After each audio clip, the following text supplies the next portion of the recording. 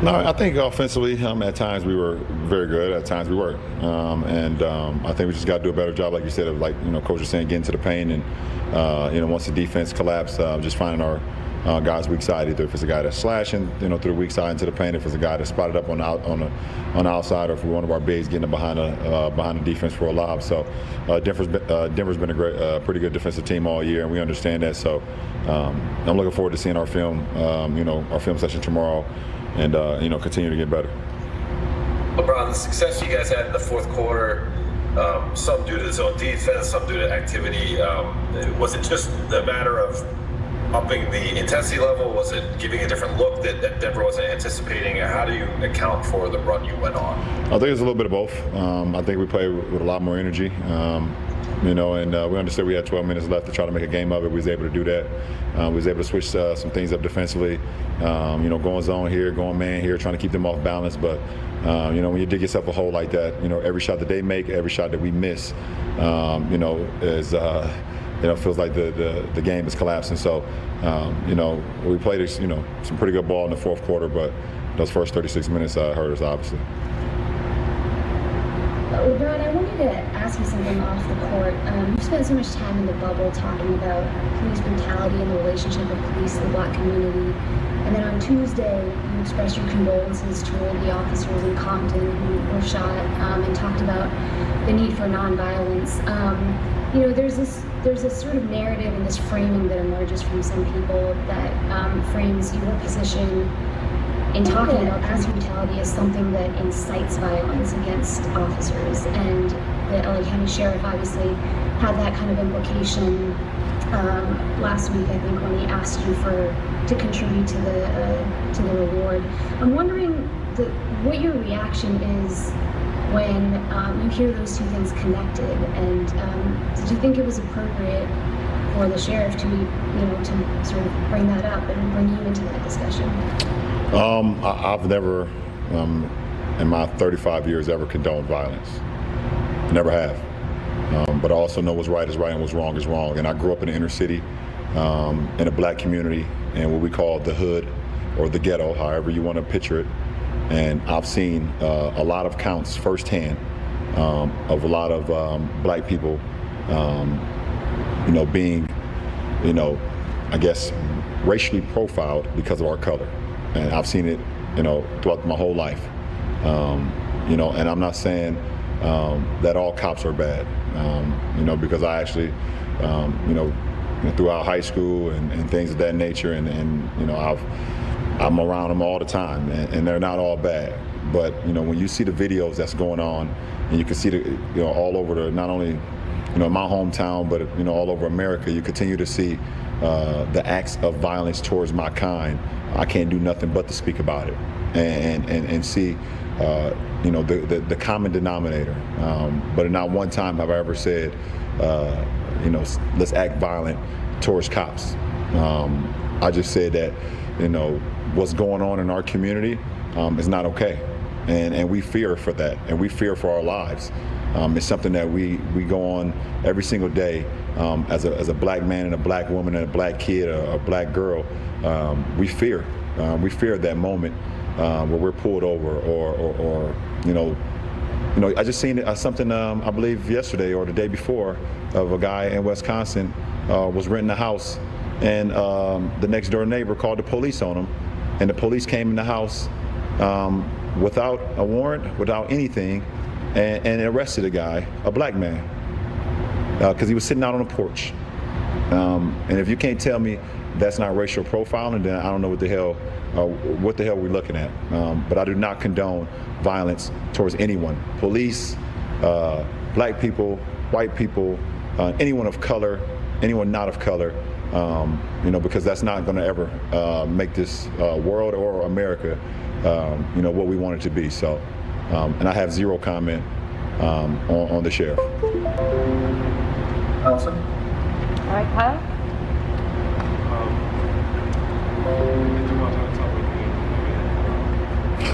It's all right. I can switch on and off. I can do it. But the turnovers you had, you mentioned the turnover issues. Is there a common denominator with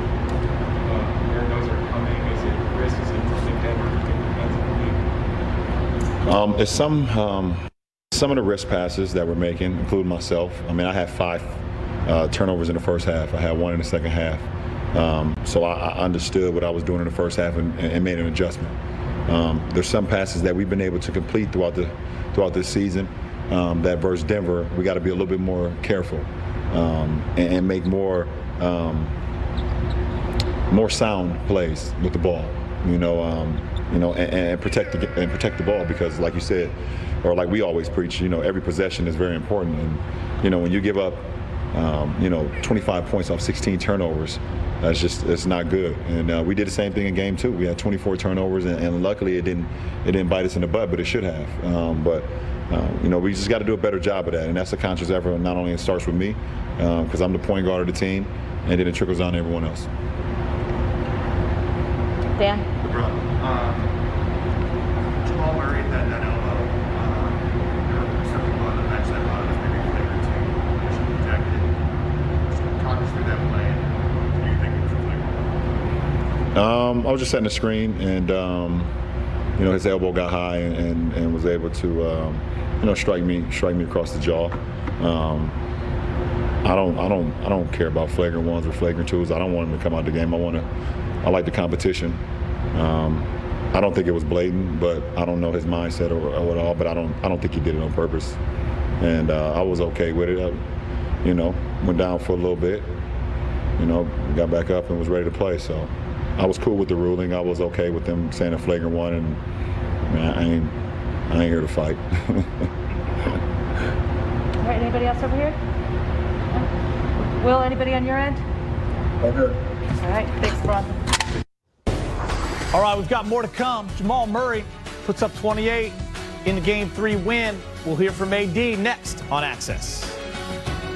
Access Sportsnet Lakers is brought to you in part by El Pollo Loco. Splurge without all the spin with one of our $5 fire-grilled combos at El Pollo Loco. Yeah, who is the bear? What's he talking about? Well, there's 2 ways you can look at it. What bear? Smaller He might be is the talking joke? about the polar bear because he in Alaska on vacation. Right? Yeah. So I don't know what he's talking about. Maybe like don't poke LeBron, don't poke the bear. But I think he's saying don't poke the Nuggets because, like in a joking way, saying they're the bear. Oh, them Don't as a go whole. up 2-0, don't go up 3-1. I'm That's why glad you're he's the at home host. watching. Poking the bear is like you intentionally Yeah, you wake the piss bear up, somebody yeah. off. Yeah, Yeah. there's none of that going on. Yeah. Chill, bro. Hey, let's hear from AD speaking with Mike in the media. Hey Anthony, what did you notice the most in this game about the way you guys struggled kind of up until that fourth quarter? What was the top of mind thing for you? First 3 quarters, they're more physical than us. They play more desperation. They play harder. They were getting to 50-50 basketballs. They were the aggressors. And it showed in the first 3. And then the fourth quarter, we started playing our style of basketball, able to get back, cut us a 3. Had a chance to take the lead. But when you're down, 20 and you're trying to battle back everything, has to go right. Kind of have to have a perfect storm. And we had opportunities. Then they made plays at the end, but we just didn't come out very aggressive and physical tonight. Yeah, so the rebounding battle was a big one tonight, AD. You've had at least 10 rebounds in almost every game. Tonight they didn't seem to come your way. Did you notice anything specifically on the glass for you? No, I got to do a better job on the glass personally. I can't have 2 rebounds for the entire game, so I have to be better in that aspect. But it's unacceptable. I mean, there's not really much I can say. So I just have to be better. Anthony, it's Dave. You guys have won 6 games in a row, and obviously your last game was that euphoric ending. Did you think any of that contributed to the level you came out with tonight? Just that things were rolling so well for you that maybe you lost a little bit of edge or a little bit of sharpness coming into tonight? No, I mean they're a good team. I mean they're going to keep battling, they're going to keep fighting. That's kind of been their MO all entire playoffs. They're a team that's not going to go away. We don't expect them to go away. We have to be better though. I mean we turn the ball over, crucial times. We miss a lot of shots, especially from 3. We didn't shoot the ball well from 3 tonight, as we've been doing in all other games. But we just have to be better. But we didn't, come out, slow because of the game before. Hey Anthony, you guys obviously still lead the series, but really going back to halftime of Game 2, Denver has been the aggressors and has kind of set the style. What do you guys need to do to really kind of reclaim control of this series? We're still up 2-1. We have control of the series. We just got to come out in Game 4 and play our style of basketball. We can't turn the ball over. We can't put them on the line. Our defense was great in the fourth quarter, and we got to be able to do that for all 48 minutes. We can't not play in the first 3 and then expect to win the game in the fourth. So if we come out and play our style of basketball, pushing the pace and being scrappy and being aggressive especially on defense, we'll be fine. More to come on Access Sportsnet. Lakers. Denver gets back in the series. Maybe we just waited too late to put our foot on the gas. And the basketball guys are rewarders. We got to play like that the entire game. And we can't spot a team like Denver that type of lead. Give them credit. They forced turnovers again tonight, and then they made shots. I know you're not obviously a forward or a center, but there was a big rebounding disparity, and Kyle Kuzma was just talking about saying, yeah, that hurt us for sure. That's unusual for you guys. You're one of the top rebounding teams. What do you think was different tonight in that category? It's hard to really say without, going back and watching film. There were so many things on my mind besides the rebounding advantage they had tonight. Like I said, I'll just try to have to watch film to see where we were lacking. Off the top, maybe I would say lack of effort. Some of the balls bounced away, but give them credit, and they got to the loose balls and the rebounds when they needed. You guys won such a big game the other night. Was there maybe a little bit of an emotional hangover? You're down 20 in that third quarter there all of a sudden, it seemed. No, it's a mismake lead. We had a lot of wide open shots that we didn't make tonight. We didn't shoot well from the free throw line, and we turned the ball over. Those 3 things. We can't keep getting breaks with wins and losses. So tonight we took an L and we deserved it. Keeping it simple but spot on. Turnovers, trying to thread the needle. Took the L, we deserved it. Didn't shoot the ball well. Make or miss league. Yeah, I mean, that's it. Don't lie. Tell it like it is, and that's exactly what happened. You got to have vets like that to tell it like it is. I know, Truth. I know right now one of the vets is going to big fella, like, yo, AD, 2 rebounds is unacceptable. Big Game James, Robert Ory, Allie Clifton, Mike President, Mike Trudell, Chris McGee. Thanks for watching so long. Driven by your Southern California Honda dealers, Chris McGee, Big Game James Worthy, Big Shot Robert Ory, Allie Clifton is here. Brez working remotely with Trudell. They will bring you all the interviews for the next 60 minutes. Denver gets back in the series, 2-1. Fourth quarter, Lakers, a furious comeback. Ran out of gas down the stretch. It was Denver that went on a 10-1 run, and Denver just came out with that sense of urgency tonight, James, and it showed from the opening tip. No question. And I think after Game 2, the way that game ended, they probably are right now thinking they are up 2-1.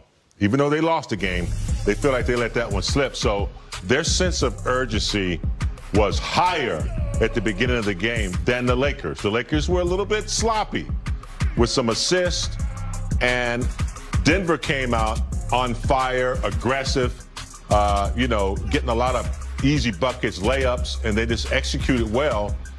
And by the time the Lakers had that deficit, it was too late. They ran out of gas. Yeah, it was crucial that they gave a valiant effort there.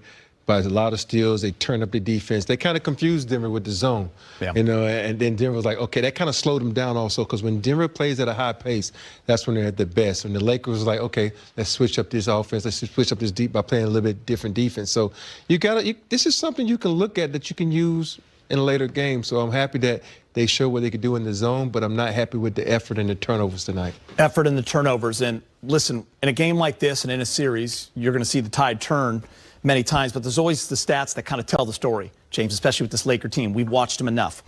They got out-rebounded by 19. That never happens. Three-point shooting. When they lose, it's usually bad, right? 23%. Just 6 of 26. Offensive rebounds for Denver, 9. Those turned into 11 points, and Rob hit on the head. 16 turnovers. That turned into 25 points. There's your ball game. That is your ball game. And the categories that the Lakers should dominate, like rebounding and block shots and all those things, they didn't do it tonight. They didn't get to the 50-50 balls. They didn't have the spacing that they had in the previous game where they were getting easier threes. So they got out executed for the most part of this game, and then they had to, come out of that deficit. And I just think, AD only 2 rebounds in the game. He didn't have any in the fourth quarter. That's something that you got to take a look at. So you can't allow a smaller team. They're tough and they're scrappy, but you can't allow certain categories to fail you like they did tonight. Rob, I saw something on Twitter, too, and our producer brought this up. It always takes a game or two to get used to that altitude in Denver, doesn't it? It's a Denver home game.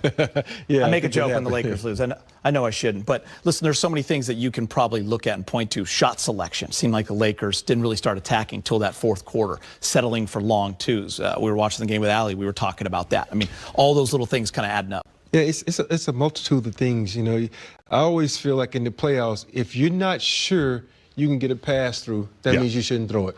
And if you're not sure you should take the shot, that means you shouldn't take it. And there's a lot of opportunities where you look like they second-guess yourself. Like that shot that Kuz took, you take the first one, and he hesitates. I know what he was doing. He was trying to be a team player.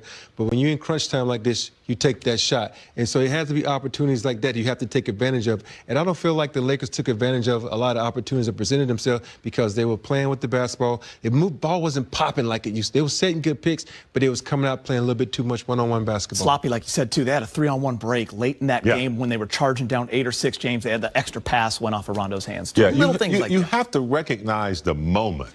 You put all that energy into coming back, and then it only takes one play. You got a rebound, and there's a marginal pass. LeBron tried to thread it, and there was a turnover.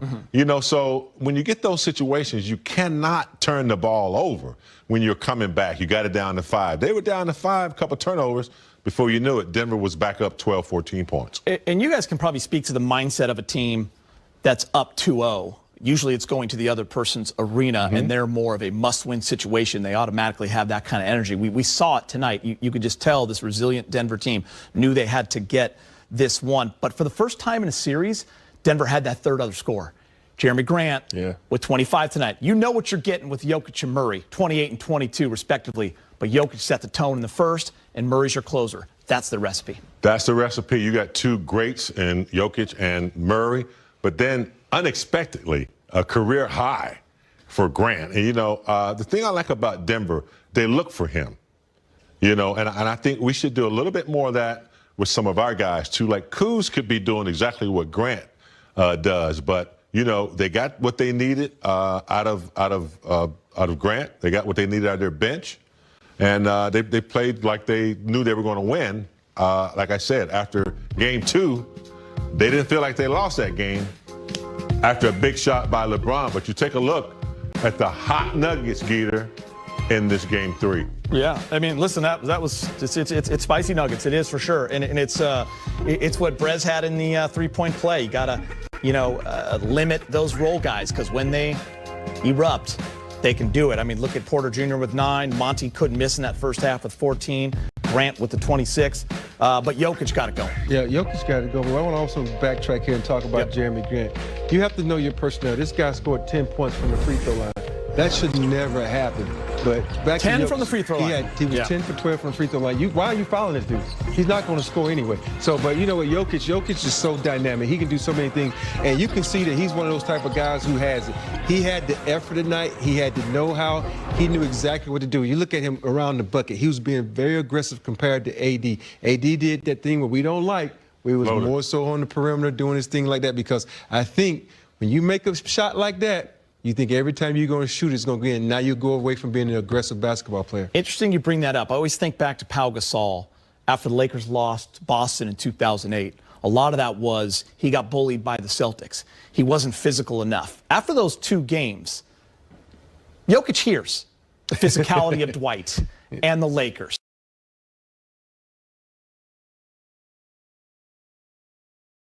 Too fast.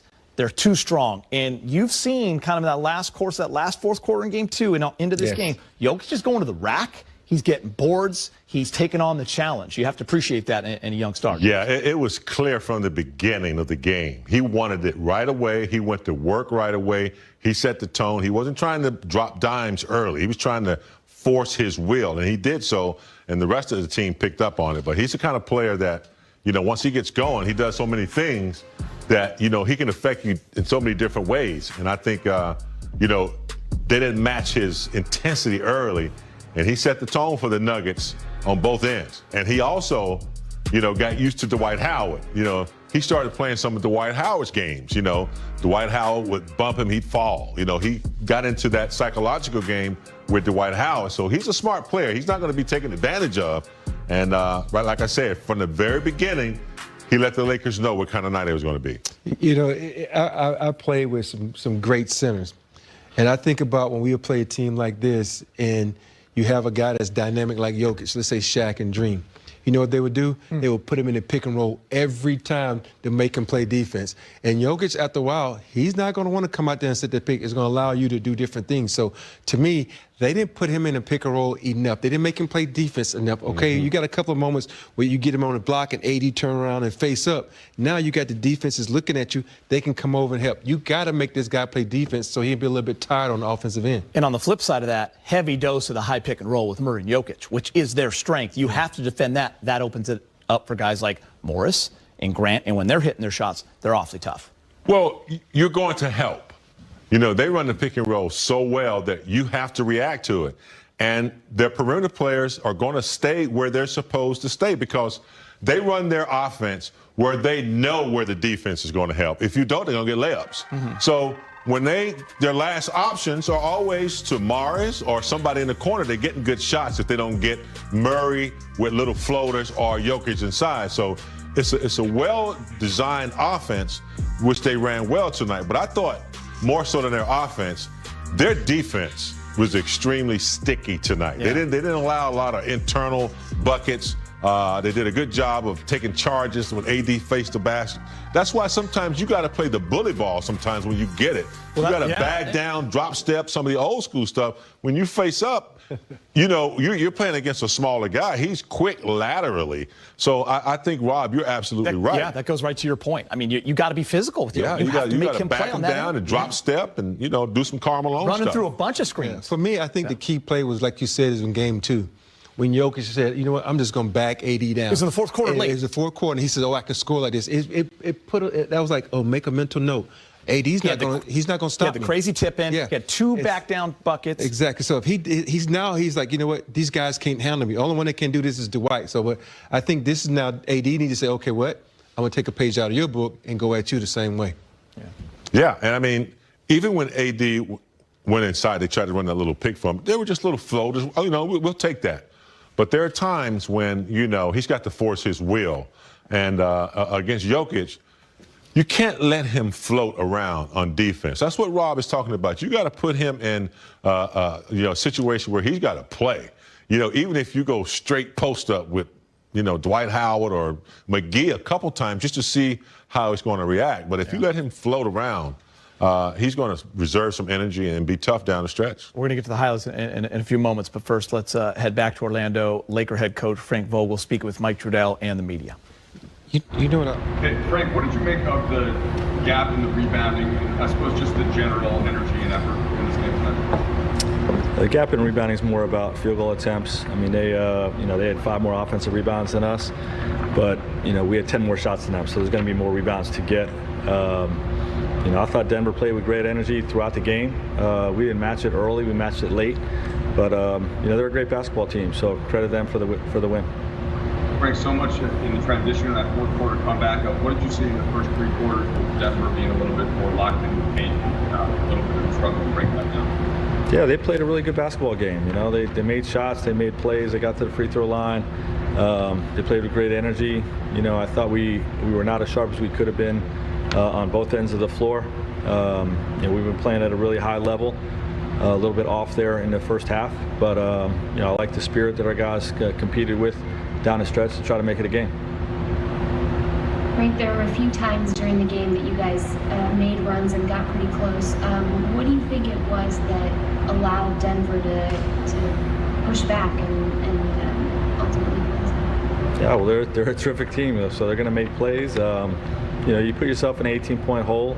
It's tough to climb out of that, But like I said, our guys did make runs, showed some resiliency, had an opportunity to win the game. Couple of situations, we had a turnover, a couple missed threes. We could have closed the gap or taken a lead.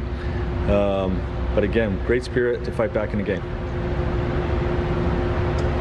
Frank, what allowed you guys to have some success with the zone defense in the fourth quarter? Well, the activity, that's what as a coach, when your team gets down and, you're looking for something to try to give your team a spark, you try to change the game. Sometimes it's the lineup, sometimes it's the coverage, sometimes it's the zone defense. Thread it out there, just break their rhythm a little bit. It doesn't always work. It did tonight. And, it's something we've talked about with our group, about playing some zone with this team. To break their rhythm because they're so surgical offensively, and it worked down the stretch, but obviously the deficit was too much to overcome. Hey Frank, it's Bill. The Nuggets before the fourth quarter had outscored you guys in 5 straight quarters going back to game 2. Have they made some adjustments that you guys are still trying to figure out, and how concerning is just sort of the trend of what they've been able to do against you now over 2 straight games? Yeah, both teams, are making adjustments on the fly, subtle things. They didn't make any major adjustments, but just executing through the coverages, taking what the defense gives you. They're great at reading defense. They've been together for a long time, obviously. And you do A, they're going to do B. You do B, they're going to do A. They're very good at that. Have gotten a little bit better as they're on the defensive end. Just reacting to those reads. Allison? How good? Obviously, Denver took a very tough loss, came out emergency. I think that this loss, if you guys come in with him 3 and 3 definitely can have a similar effect in how do you guys want to kind of make it into that? Yeah, well, it has to. This is the playoffs. We have to respond to a loss, and we know how resilient this team is. So we got to come out with great fight in Game 4. Let's get to the highlights. Game 3, Lakers try. Denver wins Game 3 series. Now at 2-1. LeBron with a triple-double, 30, 10, and 11. AD with 27 and 2. Didn't have a rebound going into the fourth quarter. Jamal Murray, 28. Jeremy Grant, playoff high, career high, 26. Jokic, 22, 10, and 5. Kyle Kuzma scored 11 points off the bench. He's speaking with Brez. Hey, Kyle, obviously an emotional win for you guys the other night. Was there a little bit of a hangover tonight in the fact that you guys were down 20 in that third quarter there? We just didn't play hard enough. That's kind of plain and simple. They came out with a big lead in the first half, and that kind of really hindered us. We were down 20 at one point, got a 10 at half, played a little catch up pretty much the entire second half, got it to 3, and then they took over. Yeah, you mentioned maybe you guys didn't play as hard tonight as you did two nights ago. Was part of that rebounding? You guys are usually a very good rebounding team. They had a big edge in that tonight, a lot more offensive rebounds as well. Yeah, for sure. That was a big thing that really killed us. Offensive glass. We've been great this series and the last series too. Really limiting offensive rebounds. And tonight we didn't do it, and it killed us. Second chance points, multiple offensive rebounds in a row with them, and you can't do that in playoffs. So. A lot of turnovers too for you guys, especially through the first 3 quarters. You kind of got away with it as a team the other night. Tonight, not the case. Helped them build that big lead. How would you explain why so many turnovers these last couple games for you guys? Yeah, like you said, we got away with it. Obviously we deserved to lose game 2. If it wasn't for Anthony hitting an incredible shot, we had 23 turnovers in that game, and we knew after that game and the next day and even today we couldn't turn the ball over against this team, especially in the playoffs when every possession counts. And we just can't be careless with the ball. All right, Kyle Kuzma talking about games, even though they got away with it, in the last 2 games, even though they got away with it, Allie, in game 2. Allie Clifton joining us. Let's talk a little LeBron and AD, what you saw from them. Yeah, you know, I feel like every time the Lakers win, you talk about LeBron and AD. Every time they get beat, you talk about LeBron and AD. But that obviously, guys, as you know, comes with the responsibility of being the leaders and the superstars of this franchise. And I think when they go back and watch this film, they're going to notice spots in which they could have been better. They probably would want back. Large in part, you talk about the rebound disparity and you talk about the turnovers. And for Anthony Davis to not have a rebound going into the fourth quarter, those are opportunities where he says when he needs to be better, it's because of being aggressive or lack thereof. And it's an opportunity for him to then come back and respond in game 4. For LeBron James, it was a 30-point triple-double. But 2 things that he takes a lot of pride in, especially when it comes to the postseason, is offensive efficiency and taking care of the basketball. He did just end with 6 turnovers, but he had 5 in the first half where the Lakers found themselves in a bit of a hole. And again, when it comes to the playoffs, it's about momentum. And when it comes to the Denver Nuggets, it's about resiliency. And so those little details and aspects of the game that matter a lot, you've got your 2 superstars that just kind of need to clean that up moving forward. Yeah, you bring up some good points, and you mentioned AD only having the 2 rebounds, and even though LeBron had that triple-double, it just seemed like it was a little too late. I mean, LeBron was attacking in that fourth quarter when they smelled blood and they were coming back, big game James. But they just seemed to, as well, AD 0 for 4 from 3, just kind of not as, we're just not used to seeing them in not attack mode. Yeah. You know what I mean? Like, settling for the long twos. It wasn't the killer instinct. It didn't seem like they had a sense of urgency. Sometimes subconsciously, when you go up 2-0, you have to really work your mind up to get it back up to where you need it to. And from the beginning, you could tell that Denver had a sense of urgency. Obviously, they were down 2. They needed to win. But when you're in the playoffs, you have to have that killer instinct all the time. You have to reboot it. You have to recharge it. And you can't wait until you're down 20 points to do it, because then you run out of gas. So, and I agree with Allie. He had triple-double, but there are certain moments in the game where you are about to recapture it, where you turn it over or you make a bad mistake or you take a bad shot. So those are things that elite players pay attention to, and I'm sure they'll look at the film and kind of see where they went wrong. It's funny that you said film, because I was about to say this is a perfect film game. What I mean by that is you're going to sit the guys down and say, we're not even going to practice today. We're going to watch this film. We're going to dissect it from the first quarter all the way to the fourth quarter. And you can point out points where, this guy didn't do this guy didn't do that. And it's a teaching moment, because you got to understand that, hey, this is the playoffs. Denver is a team that likes to come back. They like having their back against the wall. Now is where you need to knock them out. And there's opportunities where you look where AD didn't go to the basket. LeBron took a bad shot. KCP should have went to the basket.